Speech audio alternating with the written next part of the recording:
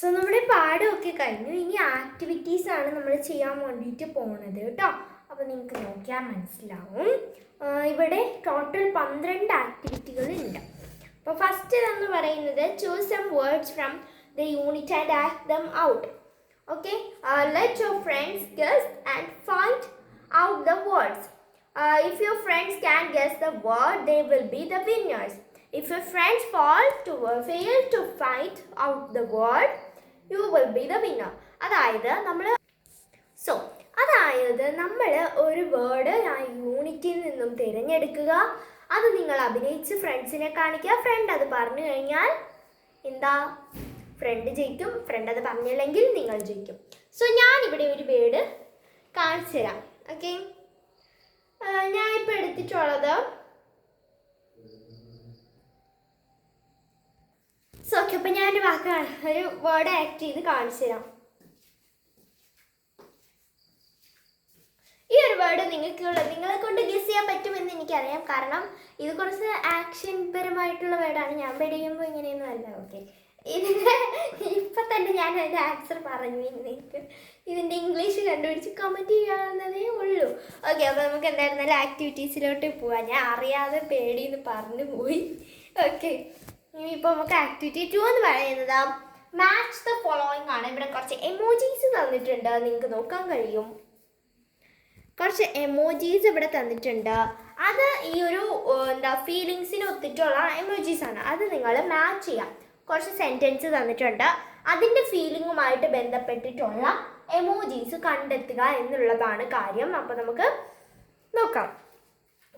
When he get new friends, അവന് പുതിയ കൂട്ടുകാരെ കിട്ടുമ്പോൾ അവനുള്ള ഒരു ഫീലിംഗ് എന്താണ്? എന്താണ് അവന് പുതിയ കൂട്ടുകാരെ കിട്ടുമ്പോൾ? ഒരു സ്മൈലിയാണ് ഇവിടെ വരുന്നത് അല്ലേ? ഒരു സ്മൈലിയാണ് ഇവിടെ വരുന്നത്. ഇവിടെ ഒരു സ്മൈലിയാണ് എന്ത് ചെയ്യുന്നത്, വരുന്നത്. സോ ഇതാണ് ഫസ്റ്റിലത്തേത്. സെക്കൻഡിലത്തേതല്ല, ഫസ്റ്റിലത്തേത്. ഓക്കെ, നെക്സ്റ്റ്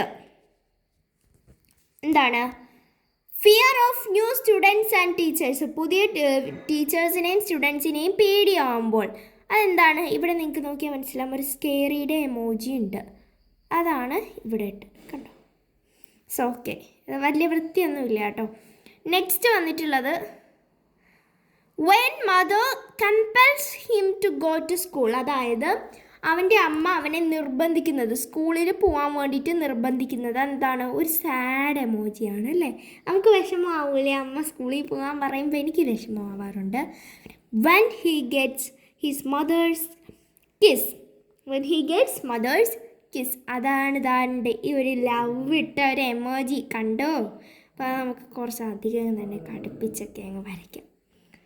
ഓക്കെ, അപ്പോൾ ഈ ഒരു മാച്ച് ദ ഫോളോയിങ് ഇത്രയേ ഉള്ളൂ കേട്ടോ. സിമ്പിളായിട്ടുള്ളൊരു മാച്ച് ദ ഫോളോയിങ് ആണ്. മൂന്നാമത്തെ ആക്ടിവിറ്റി ഒരു ആർട്ടുമായിട്ട് ബന്ധപ്പെട്ടൊരു ആക്ടിവിറ്റി ആണ് കേട്ടോ. അത് ക്രിയേറ്റ് ഇംപ്രിൻറ്റ്സ് ഓഫ് കിസ്സിങ് ഹാൻഡ്. അതായത് കിസ്സിങ് ഹാൻഡ് ഒരു പടം വരച്ചതിന് ശേഷം അതുമായിട്ട് ബന്ധപ്പെട്ടൊരു സ്പെഷ്യൽ മെസ്സേജ് എഴുതുക. അങ്ങനത്തെ ഒരു ചെറിയൊരു എക്സിബിഷൻ നടത്തുക. അത് തന്നെയാണ് സംഭവം. അത് നിങ്ങളുടെ ടീച്ചർ വിശദമായിട്ട് പറഞ്ഞു തരും കേട്ടോ. നിങ്ങൾക്ക് നോട്ട്ബുക്കിലായിരിക്കും മിക്കവാറും വരയ്ക്കാൻ തരുന്നത്. അപ്പോൾ നിങ്ങൾ നോക്കി വെച്ചേക്കുക വരയ്ക്കേണ്ട പടമൊക്കെ. സോ ഇനി നമുക്ക് ആക്ടിവിറ്റി 4ലോട്ട് പോകാം കേട്ടോ. ആക്ടിവിറ്റി 4 ഞാനിതിൽ ചെയ്ത് കാണിച്ചു തരാം. സോ ഓക്കെ, അപ്പം മിസ് ഫസ്റ്റിലത്തേത് ഒരു ജമ്പിൾഡ് ഓർഡറിൽ കുറച്ചത് തന്നിട്ടുണ്ട്. അപ്പോൾ അത് നല്ലൊരു ഓർഡറിലോട്ട് ആക്കാനാണ് നിങ്ങളുടെ ചോദ്യം വന്നിട്ടുള്ളത്. Mrs Raccoon said she would share a wonderful secret. അതാണോ? അല്ല അല്ലേ? അത് ഫസ്റ്റിലത്തത് അല്ല. അപ്പോൾ നമ്മളവിടെ ഹിൻഡു മാർക്ക് ഇട്ടു. Next, Chester took his mother's hand and kissed her palm. അതാണോ ഇത്? ഒന്നാമത്തത് അല്ല, അതങ്ങനെ തെറ്റിട്ടു. Chester told his mother that he did not want to go to സ്കൂളാണേ കേട്ടോ. ഈ സ്കൂളാണേ. സോ അതാണോ? അതും അതാണ് ഫസ്റ്റിലത്തേത്, അതാണ് കേട്ടോ. Next, Chester danced his way to school as his mother watched. അവൻ്റെ അമ്മ അവൻ സ്കൂളിലോട്ട് പോകുന്നത് നോക്കി നിന്നു. അതാണോ രണ്ടാമത്തത്? അല്ല. Mrs Raccoon kissed Chester's in the Chester's in the middle of his palm. അതുമല്ല രണ്ടാമത്. അപ്പോൾ രണ്ടാമത്തേത് എഴുതാം. Mrs Raccoon said she would share a wonderful secret. അതാണ് രണ്ടാമത്തത്. ഓക്കെ, സോ അതാണ് നമ്മുടെ രണ്ടാമത്തെ പോയിന്റ്. ഇതിന് മുകളിലാണ് ഇട്ടിരിക്കുന്നത്. നെക്സ്റ്റ് മൂന്നാമത്തേത് നമുക്ക് നോക്കാം. ഇതാണ് Chester took his mother's hand and kissed her അല്ല ഹിസ് ആണ് ഇവിടെ. ഹെർ ചെസ്റ്ററിൻ്റെ അമ്മയുടെ കൈയാണല്ലോ, അതുകൊണ്ട് ഹെർ തന്നെയാണ് വരുന്നത്. സോറി, എൻ്റെ കൈകൾ പോയതുകൊണ്ട് ഞാൻ എന്തെങ്കിലുമൊക്കെ വിളിച്ച് പറയാം, അതൊന്നും കാര്യമാക്കണ്ട. സോ ഓക്കെ, ഇനി മൂന്നാമത്തേത് ഇതാണ്. Chester danced. അതാണോ? അതല്ല. Mrs Raccoon kissed. എന്താണ്? Mrs Raccoon kissed Chester's in the middle of his palm. ഇതാണ് നമ്മുടെ മൂന്നാമത്തെ പോയിന്റ് വന്നിട്ട്. കുറച്ച് വലുതായി പോയില്ലേ, സാരമില്ല. ഓക്കെ, നെക്സ്റ്റ് വന്നിട്ടുള്ളത് എന്താണ്? Chester took his mother's hand and kissed her palm. എന്താണ്? Kissed her palm. അതാണ് നമ്മളുടെ നാലാമത്തെ പോയിന്റ് വന്നിട്ട്. നിങ്ങൾ കാണുന്നുണ്ടോ? നാലാമത്തെ പോയിന്റ് അതാണ്. ഓക്കെ, നെക്സ്റ്റ് വന്നിട്ടുള്ളത് Chester told his mother that. അത് ഒന്നാമത്തത്. നെക്സ്റ്റ് ഏറ്റവും ലാസ്റ്റത്തത്, സെക്കൻഡ് ലാസ്റ്റത്തിലെ പോയിൻ്റാണ്. Chester danced his way to school as his mother watched. അതാണ് ലാസ്റ്റത്തെ. അത് അഞ്ചാമത്തത്. ഇത് ഇങ്ങോട്ട് അത് ടെക്സ്റ്റ് മെയിൽ ഒരു സ്ഥലം തന്നിട്ടുണ്ട്, അവിടോട്ട് എഴുതിയാൽ മതി കേട്ടോ.